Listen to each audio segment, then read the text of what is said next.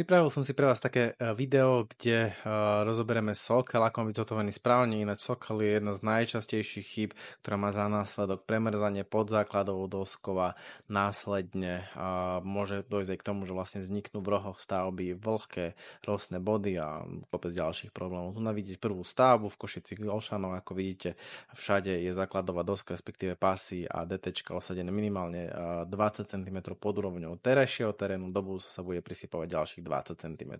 Tu je ďalší Sokol na ďalšej stavbe, vidíte, tu je pekne hydroizoláciu, takisto pásky v okolí okien a následne to pekne takto ukončené. Čo je podstatné je, aby tepelná izolácia išla minimálne 40-50 cm pod úroveň budúceho terénu, čiže to je fakt veľmi dôležité nedávať Sokel, to znamená tú tepelnú izoláciu iba takto po povrchu, ale aby išla do hĺbky 50 cm. Na týchto fotkách ste videli, ako to zhotovujeme my a že následne vlastne tepelná izolácia sa umiestňuje pod zem, väčšina staveb sa ešte prihrňa zeminou a ako som spomenul, Sokel je dôležitý mať 50 cm pod úrovňou budúceho terénu. Dajte mi vedieť dole do komentárov, čo si o tomto myslíte vy a takisto mi napíšte, ako to zhotovili majstri u vás.